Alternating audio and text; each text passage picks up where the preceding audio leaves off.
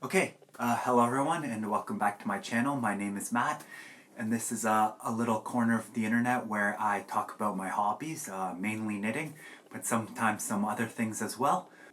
If you're new here, welcome on in, and if you're a returning viewer, it's great to see you again. So, last video was a little bit of a shorter video. I didn't have too much going on. This video is going to be pretty similar, I believe.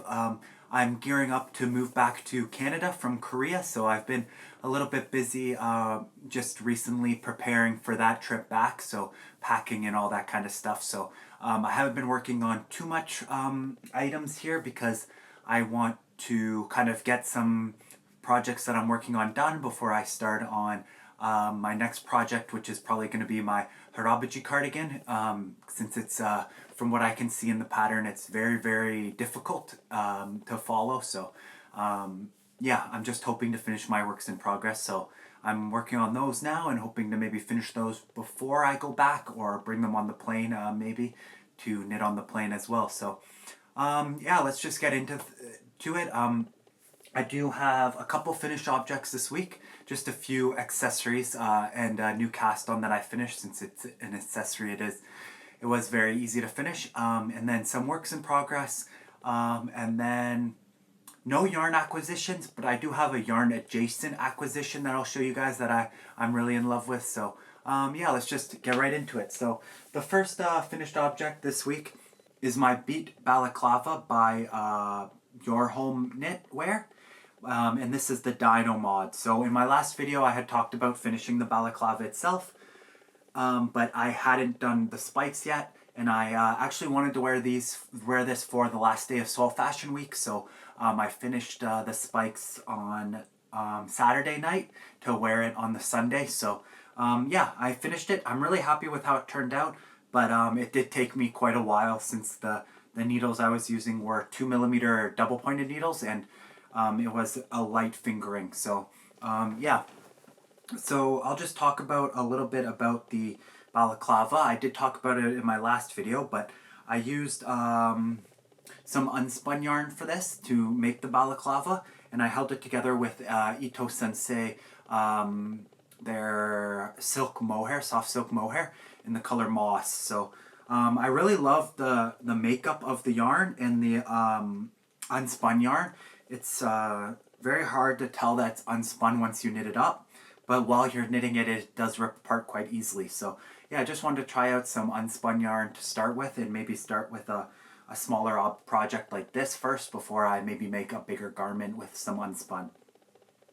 But yeah, so I made the largest size 3, and I actually didn't do the ribbed bottom. I actually did the bibbed bottom. So this was another modification, and I actually reached out to the knitwear designer and asked about how I could find the pattern if I wanted to do the bib. But she said that she would, if I told her the size I was working on, she would create the bib pattern and then send it to me for that size. So she did that, and I'm really thankful for that. I do believe there was maybe a few problems within that aspect of the pattern, so I kind of disregarded a few of the measurement count and just kind of eyeballed it for what I liked. To start, it's kind of said, the one thing that I would say is this split here, it told me to knit 10 centimeters before I split, which would have been crazy. It would have been like down here and then split and then had this big bib itself after that. So yeah, I kind of just eyeballed it and thought and split where I thought it would be a good idea to split. But yeah, what I really liked about this pattern was that she had a dino modification. So you add these spikes to it, and you actually have 3 different or 4 different size spikes. So this is the small spike, the large spike, medium spike, and then 2 extra small spikes. Now I did adjust the spike size just a little bit because I found the spikes kind of looked all the same size. So I did adjust a little bit. I can't really remember the stitch count, but the extra small I did much smaller than the other ones. But yeah, I used Holst Garn Super Soft, I believe, for the spikes. Some yarn that I had in stash. And like I said, I used 2mm double pointed needles, and then I just stuffed it with some batting from like, if you were to make like a stuffed animal or something. I just stuffed the points with that. So I'm really happy with how it turned out, and I think it's pretty cute with the thing here, with the spikes here. I will say that I did try to do it in the center, but some of the spikes are maybe a little bit off, but I think that's because the way I folded it when I dried it after blocking, it kind of gave it its own fold. So I might re-block it and then fold it down so the spikes are all actually in the direct center, and I think that will fix the issue. But that's my first finished project, finished object this week, and it's the beat balaclava. And now my second finished object, and my last one this week, is the Sophie scarf by Petite Knit. So I have finally jumped on the Sophie scarf train and made the Sophie scarf. I opted to do the largest size, so that it comes with 2 sizes. And I had some Cardiff cashmere classic leftover from my Chantel mittens. So I had 1 ball left over and some scrap from some other balls. So I had perfect amount to make the Sophie scarf.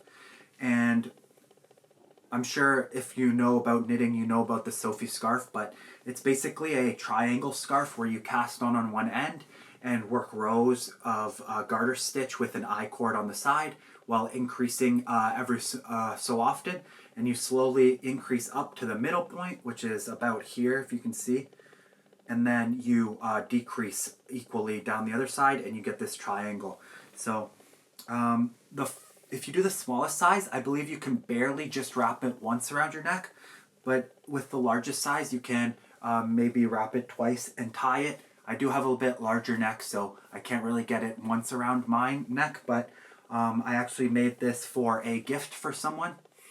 Someone I had met in South Korea. Actually, they make their own jewelry, and I'm a big fan of handmade jewelry, so I asked if she would be interested in doing a trade for a hand knit scarf of this one here for a hand knit or a handmade ring, just for something that I could remember from Korea. So she said she was interested in that if she had any rings that fit me. So I'm gonna go meet this weekend and actually swap it with her, and hopefully I can find a ring that fits my pinky. Normally I can wear women's rings on my pinkies. So, but yeah, this is the Sophie scarf. A really easy pattern, really nice pattern, quick. You could maybe even do it in a day, 2 days max. It took me 3 days to make this, so, and I wasn't really working on it super hard, but you could make the smallest size for sure in maybe a day.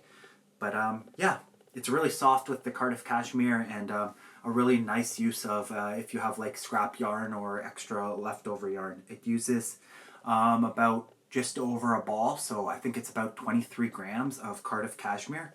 I probably used maybe just over 20, so yeah, I'm really happy with it, and that's my second finished object for this week and my last one this week. Okay, and now I will talk about my works in progress. So I haven't done any work on my Stockholm slipover V-neck or my tessellated vest.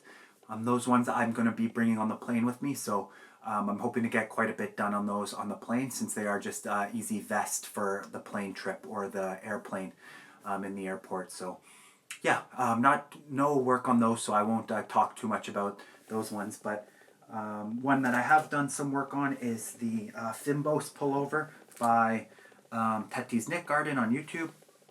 And if you watched the last video, this one is a gift knit for my mom. So I'm doing the size 2, and I can't remember where I was last video. I think I maybe was not even done the colorwork yoke, but I have now finished the colorwork yoke here, and then worked down the body and split for the sleeves, and I actually have completed one sleeve completely, and I have just started on the second sleeve here. So I'm hoping to have this done before I fly back home, but I'm not too sure. It's working up a little bit slower than I would have hoped, but yeah, the 3mm needles is very slow for a fingering weight sweater, but I'm really liking how it's turning out. It's a beautiful sweater with some beautiful lace on the neck, and then a beautiful color work yoke with floats in front. And then you do your sleeve, and then finish the sleeve with some lace work on the hem as well. I did bind off. It's pretty tight, but I'm hoping when I block it, it'll be able to fit my mom's hand. If not, I'll just bind off again and then, or take off the bind off and then bind it off tighter or looser, hopefully. But yeah, I had mentioned in the last video that I'm a little bit worried about the colorwork yoke because I don't know if you can see in the video, but it does cinch a little bit. But I'm hoping that when I block it and lay it out, that will be fixed. It has been fixed in my previous colorwork yoke sweater, so I'm hoping this one it will fix as well.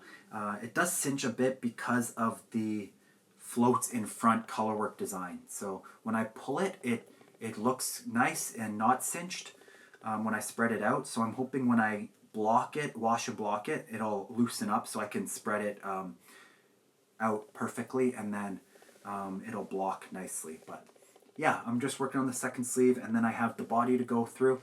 It's supposed to be cropped so the body won't be that long, and then you finish with some more color work on the body, bottom of the body, and some more lace on the hem again. But yeah, that's